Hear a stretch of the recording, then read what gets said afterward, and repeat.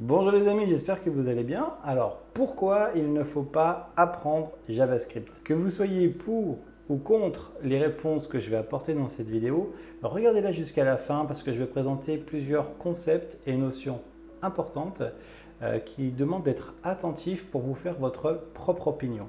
À l'heure où tout le monde parle de HTML, CSS, JavaScript, développeur web, est-ce que vous ne pensez pas qu'il est important de regarder d'où on vient pour pouvoir imaginer où on va? Peut-être qu'aujourd'hui, vous cherchez à vous former au développement web, au développement full stack JavaScript pour en faire votre métier. Vous devez peut-être choisir une orientation et financer une formation.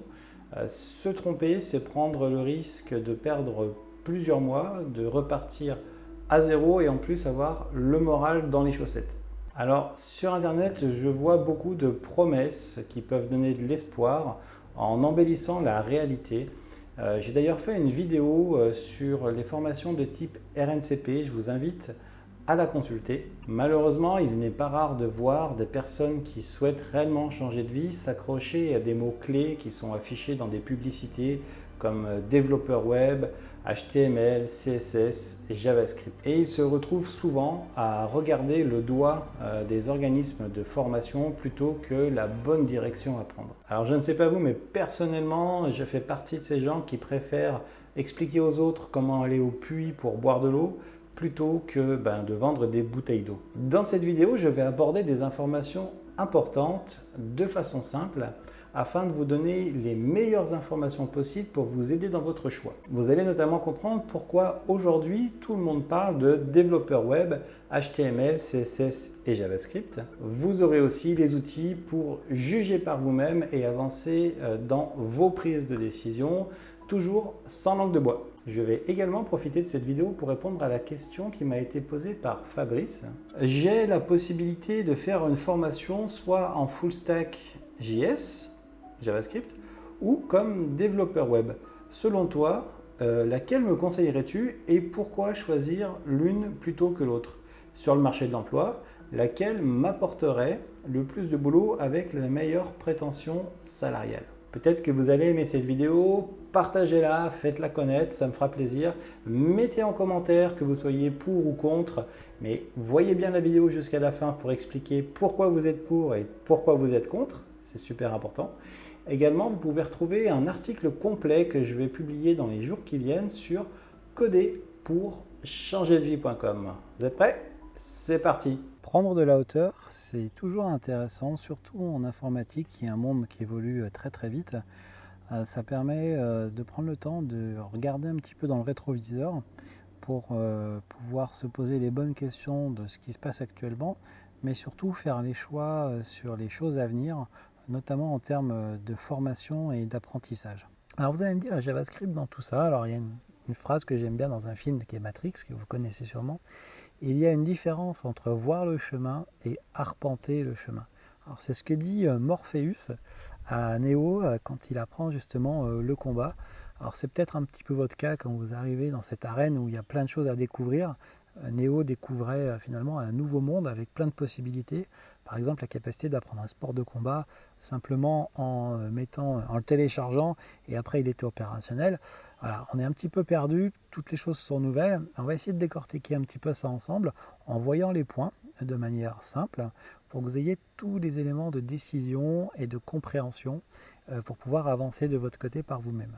Alors, dans le petit état des lieux, on va parler des applications de type terminal, des applications de type bureau, des architectures Smart Client, RIA pour Rich Internet Application, les applications de type web, les SPA, RCP,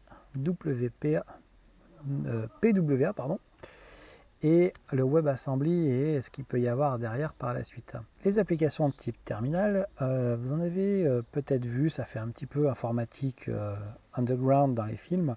Il faut savoir que quand vous apprenez un langage de programmation, souvent la première chose que vous faites comme type d'application, c'est une application terminale, c'est-à-dire que vous allez récupérer les informations qui sont tapées au clavier, faire un traitement dessus et les afficher à l'écran. Avec surtout l'avènement de Windows, eh bien les applications, puis Mac aussi de son côté, les applications en mode fenêtré ont pris beaucoup plus de place. c'est ce qu'on a appelé les applications de type bureautique. Alors il y avait à l'époque, il y a toujours des types d'environnement de développement, là où on tape le code source, qui permettaient de faire du glisser-déposer graphique de composants, c'est-à-dire qu'on pouvait créer une interface utilisateur directement en positionnant une zone de texte, un bouton, une grille, des images, etc. Et ça permettait d'aller très très vite, c'est pour ça qu'on a appelé ça des Rapid Application Development, RAD. Les données, quand c'était des applications de gestion d'entreprise par exemple, étaient dans des bases de données. Donc ces applications se connectaient aux bases de données directement. Et avec peut-être un inconvénient important, c'était le déploiement. On s'est rendu compte que la plupart du temps, quand on faisait une application de type bureau, on répétait du code, on recréait les mêmes choses qui étaient communes à tous les types d'applications. Et des personnes se sont dit, mais pourquoi ne pas utiliser finalement un cadre dans lequel notre application ne serait qu'un plugin et qui permettrait de se focaliser sur ce qu'on veut coder plutôt qu'à chaque fois recréer la structure qui permet de déployer l'application, donc de l'installer, d'utiliser des choses qui sont finalement communes à tout ce type d'application. Et donc est née de l'origine des outils de programmation Java, NetBeans et Eclipse, ce qu'on appelle les RCP, les Rich Client Platform. Ils ont utilisé le mécanisme, en fait, le cadre que fournissent ces environnements de développement, parce que dedans, c'était que des plugins.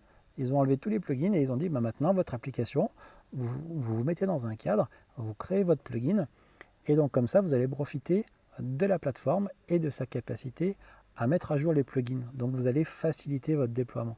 Est arrivé ensuite le Smart Client pour essayer d'améliorer les deux mondes, c'est-à-dire d'avoir d'un côté la puissance de calcul et l'ergonomie d'une application de bureau, mais pouvoir se connecter sur quelque chose d'évolutif, c'est-à-dire ne pas emmener forcément toute la logique de traitement dans l'application. Pourquoi ? Parce qu'on s'est aperçu forcément que les évolutions allaient aller vers Internet, vers les applications de type, alors pas à l'époque mobile, mais de type navigateur Internet, mais ce n'était pas encore assez mûr. Donc ce type d'architecture est né avec une couche orientée service, juste entre les données et l'application, pour dire que si l'étape d'après, c'était d'avoir une application de type navigateur Internet, on n'est pas à réécrire toute la logique de l'application, mais qu'on est simplement à connecter l'interface graphique avec la couche de service. Toujours dans cette phase de transition et dans l'objectif d'obtenir le meilleur de tous les mondes, est apparue l'époque des RIA pour Inch Internet Application. Alors c'était des applications qui avaient la capacité d'avoir la puissance des applications de bureau, d'avoir l'ergonomie des applications de bureau, mais qui s'exécutaient dans un navigateur avec l'option de pouvoir maîtriser complètement le design de l'interface utilisateur et capacité à bénéficier du déploiement dans un navigateur et de ne pas avoir à faire des installations complexes. Il suffisait simplement de mettre le plugin à l'intérieur et puis normalement il se mettait à jour et on pouvait avancer là-dessus. Ça permettait aussi de pouvoir bénéficier de toute une chaîne logicielle et génie logiciel concernant la robustesse du code, concernant les tests, concernant tout ce qui était outillage, débugage, parce qu'on s'appuyait, par exemple, dans le cas de Silverlight, c'était du .NET, alors une version un petit peu plus petite que .NET, mais on code en C#, donc la capacité d'avoir des équipes qui sont déjà formées, et avec toute une chaîne de génie logiciel complètement maîtrisée, des frameworks en place dont la stabilité avait fait leur preuve. Alors, les applications web, plus que les sites internet, sont vraiment arrivés avec la normalisation de l'interface graphique au travers de HTML5 et CSS. C'est ce qui explique la chute du modèle précédent des RIA, parce que là, on retrouve les problèmes de déploiement qui ont été éliminés, et puis la promesse d'HTML et CSS d'avoir une capacité de donner à l'utilisateur une expérience, une interface utilisateur avec les mêmes capacités finalement qu'une application de bureau. La réalité est un petit peu différente, c'est qu'il y a eu des chargements de pages, c'est-à-dire qu'une application de bureau, ça paraissait instantané pour l'utilisateur. Là, il a fallu avoir des échanges entre le navigateur Internet et les données, côté service, ce qu'on voit sur le schéma. Et donc, ça a diminué l'expérience utilisateur, en tout cas, ça n'a pas atteint l'objectif qui a été fixé. Et donc pour ça, il y a eu des contournements qui ont commencé à être mis en place avec notamment JavaScript et l'utilisation de Ajax pour essayer de masquer au maximum le chargement des pages.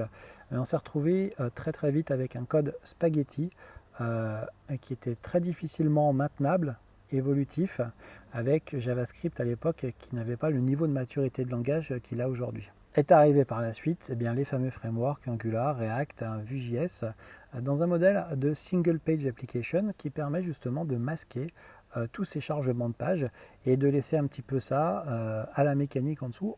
Il y a en plus JavaScript qui a évolué en termes de langage et tout un outillage qui s'est mis en place pour vraiment retrouver un petit peu ce qu'on avait avant et de gagner en termes de productivité, de sécurité, de stabilité. C'est qu'il y a une fragmentation des compétences parce que oui, HTML, CSS et JavaScript ne sont pas très complexes à appréhender, mais il faut derrière, pour pouvoir assurer des développements d'applications, maîtriser des frameworks qui eux sont plus complexes et qui fragmentent. C'est-à-dire que si vous êtes un développeur Angular et que vous êtes très bon là-dedans, est-ce que vous serez aussi bon en React? Est-ce que quand il y a une mission qui arrive, vous pouvez basculer facilement?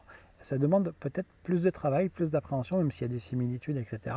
Étape suivante, la Progressive Web Application, qui est apparue aux alentours de 2015 par un ingénieur chez Google, qui s'est dit, il y a le mobile, c'est quand même quelque chose de très important. Aujourd'hui, c'est 70% de la consultation d'Internet se fait via application mobile. Et il s'est dit, comment essayer de réconcilier le meilleur un petit peu de tous ces mondes entre les applications sur les mobiles et les sites Internet. Donc, il a fait une proposition, et Google travaille là-dessus aussi, sur le fait de faire passer un site Internet ou une application web pour une application native, c'est-à-dire qui serait comme une application smartphone. L'avantage de ça, c'est que vous n'avez pas besoin d'installer une application en passant par l'App Store ou le Play Store d'Android. C'est-à-dire que vous n'avez pas besoin de soumettre votre application à un store, qu'elle soit validée. Vous n'avez pas le risque que votre application se fasse supprimer. L'utilisateur, de son point de vue, lui, il ne voit pas un navigateur Internet, il ne voit pas un site web, ça a tout été enlevé, il voit vraiment le cœur d'application, il voit un lien sur son bureau et l'application peut envoyer des notifications à l'utilisateur et également bénéficier de fonctionnalités du téléphone, comme par exemple la partie GPS. Donc c'est une évolution vraiment très intéressante parce qu'elle permet également, quand le contenu est donc sur Internet, d'être indexé par les moteurs de recherche.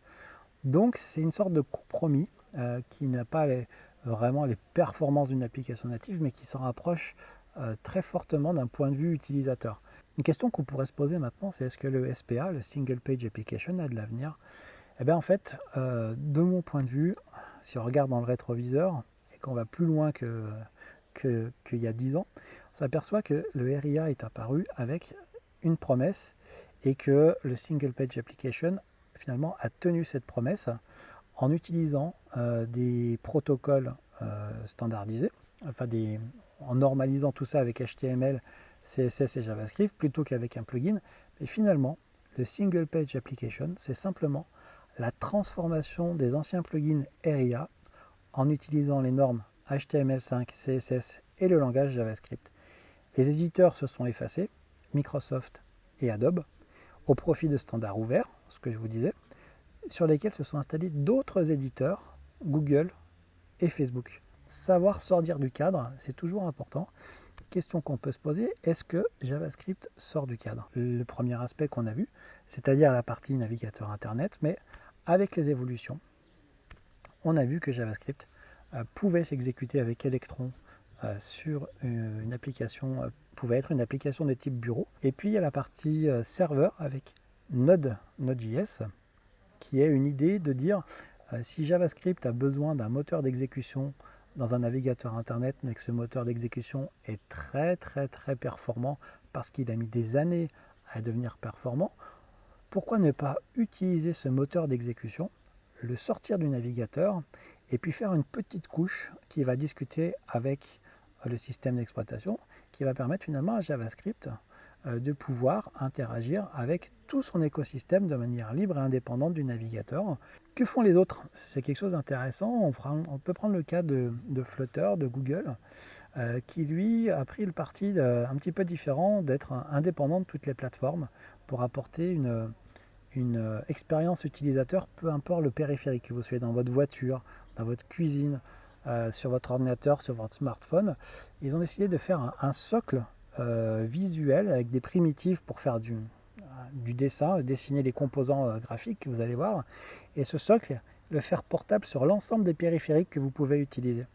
Ainsi, à l'aide d'un langage, le langage Dart, mettre de la logique de traitement et puis pouvoir dessiner les applications avec quelque chose de très proche du CSS. Ça permet de récupérer une base d'utilisateurs et de développeurs pour pouvoir faire des applications multiplateformes, puisqu'aujourd'hui Flutter permet de faire des applications mobiles, mais de type natif, avec les performances du natif, également d'être transposable en application web et en application de type bureau. Récemment, le support de Linux, c'est vraiment, il est en alpha je crois, mais ça marche, ça commence vraiment à bien marcher. Et donc la promesse, on est aussi sur le paradigme de Java, c'est coder une fois avec finalement un déploiement partout dans ce cadre-là. Ici avec l'avantage de ne pas avoir tout l'historique et les évolutions du langage comme JavaScript, parce que Dart repart de zéro, entre guillemets, et c'est un langage, il faut le reconnaître, intuitif, moderne et puissant, et Flutter est en train vraiment d'acquérir de plus en plus d'utilisateurs à sa cause. Et les WebAssembly dans tout ça, alors c'est quelque chose de très important qui pour moi va apporter beaucoup de changements dans le paysage qu'on connaît aujourd'hui. Beaucoup de gens se focalisent sur JavaScript, les frameworks qui vont avec, sur le développement web, mais il y a un très très fort potentiel et on va voir ensemble pourquoi. Alors, les objectifs de WebAssembly, c'est quoi? C'est de finalement apporter un code performant au niveau de son exécution, mais qui peut être utilisable dans n'importe quel langage et écrit dans n'importe quel langage. Les objectifs sont être rapide, efficace et portable, peu importe là où il s'exécute, il doit pouvoir fonctionner, donc il y a une normalisation qui s'est mise en place. Il doit être lisible et débuggable, c'est-à-dire que contrairement à l'assembleur, si vous l'ouvrez, vous pouvez avoir une lecture plutôt aisée de ce qui a été généré. Conserver la sécurité, voilà, c'est pas parce qu'on peut avoir du code performant qu'on a le droit de mettre des virus de partout. En tout cas, il y a certaines sécurités qui sont mises en place. Et dernier objectif, c'est de ne pas casser le web, c'est-à-dire de ne pas en mettre à la poubelle tout ce qui a été fait en partant sur une nouvelle techno, mais pouvoir accompagner les changements en mettant en place des nouveaux paradigmes. Avec ces WebAssembly, on va pouvoir avoir des fonctionnalités en termes de performance qui sont équivalentes à des applications de bureau, et on va pouvoir avoir des scénarios qui n'étaient pas possibles. Par exemple, le traitement lourd d'images, le traitement de vidéos, de jeux vidéo, on va pouvoir aller plus loin, des émulateurs, du cryptage, faire des outils de développement. Vous allez pouvoir avoir une puissance de calcul digne de ce nom, parce que vous allez pouvoir utiliser les performances du périphérique sur lequel le code va s'exécuter. Il est possible de pouvoir exécuter des WebAssembly depuis l'extérieur du navigateur pour du système. Donc on peut embarquer dedans des choses faites dans différents langages pour être utilisé à partir d'autres langages. Alors justement, quels sont les scénarios possibles? Là on le voit, on va avoir du code qui va pouvoir s'exécuter sur le mobile, sur le web, sur les serveurs, sur le bureau, et du code qui sera écrit dans différents langages. Mais quels sont les avantages finalement de ces scénarios? Eh bien par exemple pour les entreprises c'est quelque chose de vraiment très très intéressant, parce qu'elle va pouvoir réutiliser du code qu'elle a déjà fait dans son entreprise, du code métier qui peut être par exemple spécifique à son entreprise. Elle va pouvoir le mettre dans ses WebAssembly et l'utiliser dans les nouvelles technologies qui vont sortir, indépendamment du langage qui sera utilisé. Elle va pouvoir l'utiliser sur du web, sur du mobile, sur du serveur, sur du bureau. Donc après ça dépend de pourquoi a été fait le code, mais ça permet de ne pas tout jeter à la poubelle et de continuellement réécrire le code pour pouvoir s'adapter aux évolutions. Un deuxième point que je trouve est vraiment un très très fort bénéfice, c'est qu'on va pouvoir réutiliser du code d'autres plateformes existantes. Par exemple, vous pourrez utiliser du code du framework.NET, des packages, des modules NPM qui ont été écrits en JavaScript, des éléments qui ont été codés en Python. Là, on va pouvoir utiliser le code fait dans d'autres écosystèmes, et ça va vraiment être l'occasion d'avoir des développements rapides et d'aller à l'essentiel. Dernier point qui est important aussi pour les entreprises, c'est de pouvoir capitaliser sur les langages qui sont déjà maîtrisés. On a vu, il y a eu l'Internet, le cloud, avec son schéma en étoile pour le cloud, avec l'élément centralisé. Et je vous parlais tout à l'heure du maillage des différents éléments qui pourraient finalement travailler entre eux en réseau avec, pourquoi pas, faire des calculs qui demandent des ressources comme le calcul 3D et dire, tiens, tous les appareils qui sont autour de moi, j'ai capacité avec les WebAssembly d'utiliser le maximum de leur capacité de calcul en réseau directement via ce maillage. Est-ce que ça ne peut pas être l'occasion d'utiliser les appareils qui dorment, qui ne servent pas actuellement, à les réveiller et puis sur une tâche bien précise faire un traitement? Pourquoi pas également utiliser des appareils qui ne m'appartiennent pas, les appareils des autres autour de moi pour faire du cryptage de Bitcoin. Voilà, c'est une idée. Peut-être que ça va apparaître, je ne sais pas. Et puis, finalement, est-ce que les WebAssembly ne sont pas un moyen concret de répondre à des problématiques aujourd'hui du cloud en déchargeant des calculs, en limitant les données qui sont transférées sur le réseau, en faisant des pré-traitements ou certains traitements en local, à côté de l'utilisateur avec tous les éléments qu'il a à disposition, tous les périphériques. Ça, ce serait quelque chose qui serait vraiment possible avec les WebAssembly. Sans aller jusque-là, un cas vraiment concret de la transformation qui est en train de s'opérer dans le paysage du génie logiciel. Tout le monde parle bien sûr de React, d'Angular et de Vue.js parce qu'il y a maintenant en plus une bonne base de code établie et c'est légitime de voir les formations là-dessus. Sachez qu'il y a des éditeurs par exemple comme Microsoft qui se sont dit oui, c'est ce qu'il y a actuellement. Est-ce qu'avec les WebAssembly on ne peut pas aller un petit peu plus loin? Et ils sont en train de sortir, c'est sorti récemment, la possibilité finalement de faire du développement web, du front notamment, avec toute la chaîne en C# directement, avec toute la chaîne .NET du début jusqu'à la fin. Ça permet plusieurs choses. Capitaliser sur l'ensemble des équipes qui connaissent déjà .NET, capitaliser sur tout ce qui a déjà été développé en .NET qui serait utilisable et développer avec un écosystème, les environnements de développement, toutes les chaînes, toute la partie débugage, la partie build, toute la partie technique et toute la chaîne de productivité, alors on va l'appeler comme ça, serait utilisable de bout en bout. Et tout ça sans rien changer, simplement en adaptant un petit peu, mais avec les WebAssembly et à disposition. Et ça répond aussi à une autre question qui est, on a eu une fragmentation parce qu'il y a différents frameworks, Angular, React, qui se font la course, qui essayent de sortir du navigateur, alors que d'autres, finalement, sont déjà partout. La donne est en train de changer. On sait, c'est que les choses sont en train de bouger. Et ce que je pense, c'est qu'aujourd'hui, tout ça, personne n'en parle vraiment et de l'impact que ça peut avoir, même à court terme. Alors, si on devait faire un petit bilan de ce qu'on vient de se dire, la nature a horreur du vide. C'est ce qu'on a vu avec JavaScript qui a essayé de combler un vide quand les standards se sont basés sur HTML5 et CSS pour le design d'interface utilisateur. Mais ça a fait émerger aussi d'autres frameworks parce qu'il n'a pas comblé ce vide complètement. On n'avait pas le niveau de productivité, de maintenabilité et d'évolutivité, même le niveau de langage nécessaire à l'époque. Donc des frameworks ont compensé ça. Et on s'aperçoit aussi que, vu qu'il y a beaucoup de compétences qui sont établies sur ce type de technologie, JavaScript a tendance à sortir du cadre pour lequel il a été prévu et essaye d'aller sur du serveur, traitement côté serveur, en dehors du navigateur Internet, mais également sur de l'application de type bureau. Et pour essayer de combler un petit peu là où il y a des manques, et là où les développeurs pourraient aussi faire des applications. Par contre, quand on voit ça, on se dit mais il y a une première génération qui a disparu, qui était le RIA avec Flex et Silverlight. Est-ce que ça ne va pas être pareil pour React? Est-ce que ça ne va pas être pareil pour Angular?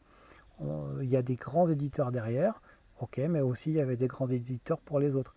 Il y a une normalisation qui fait qu'il y a une adaptation qui s'est mise en place avec HTML5, CSS, et puis après ça a découlé comme je vous l'ai expliqué.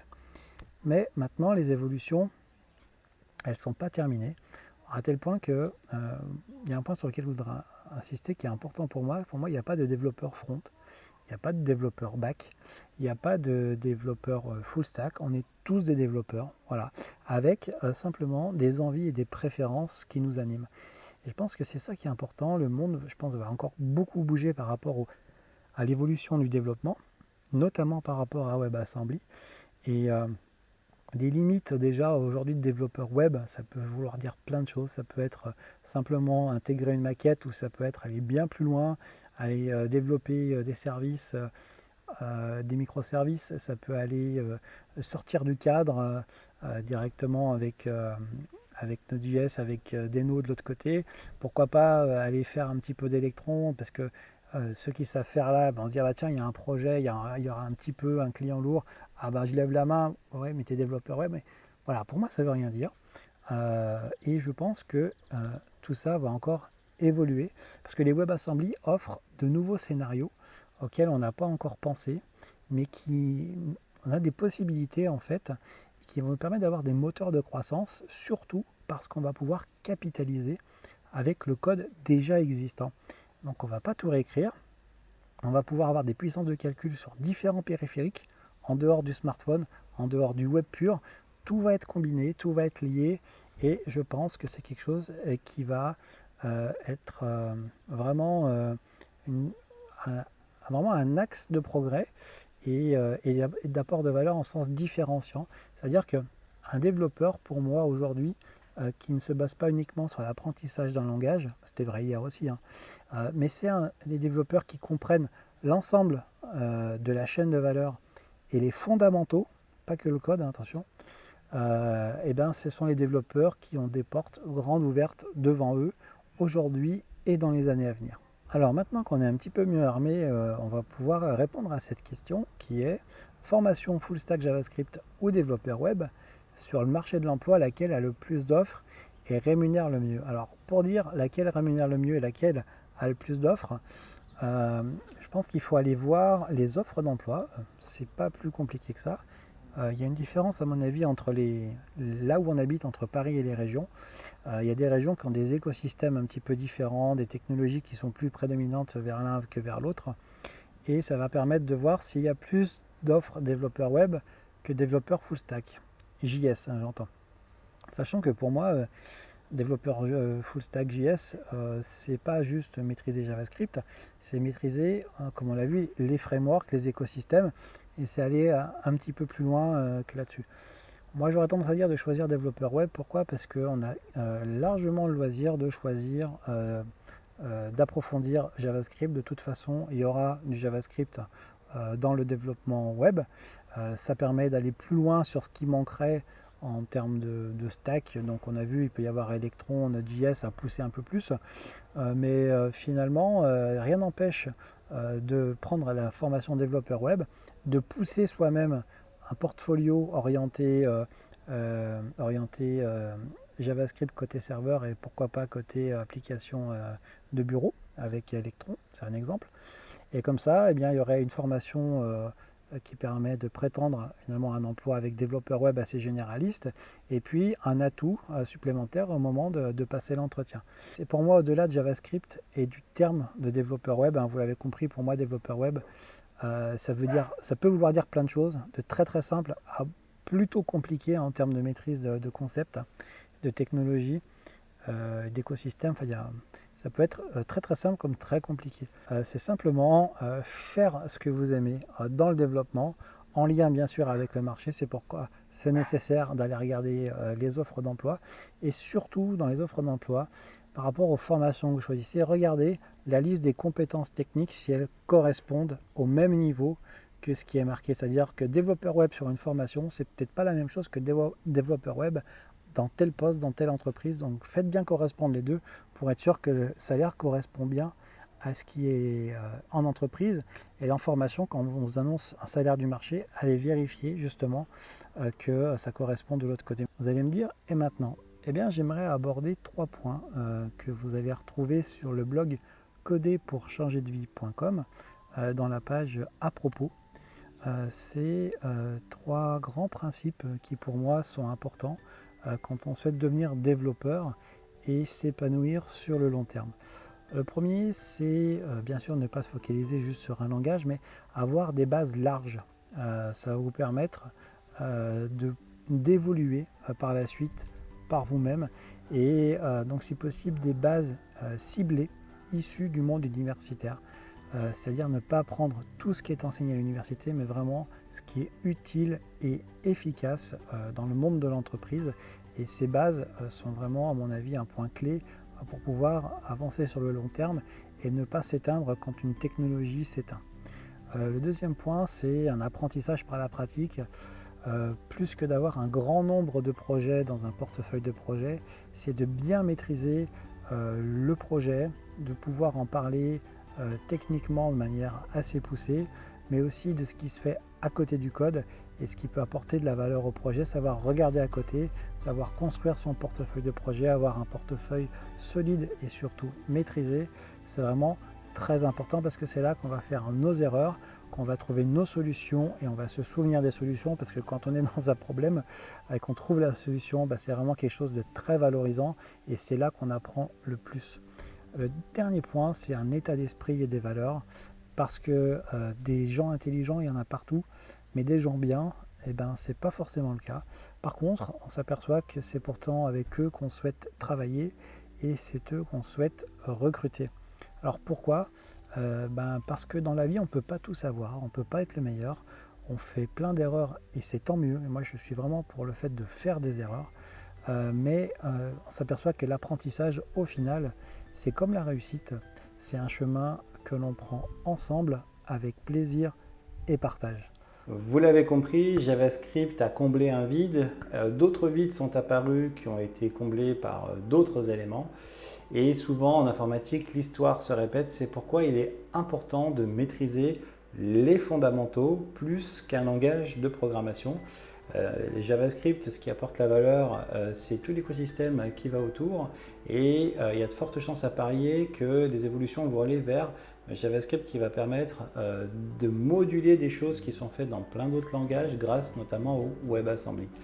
Alors, si vous voulez aller un petit peu plus loin, vous pouvez consulter mon guide gratuitement qui s'appelle Guide d'un ami pour démarrer une carrière de développeur en 6 étapes. Voilà, c'est un guide que j'ai fait avec humour et avec amour.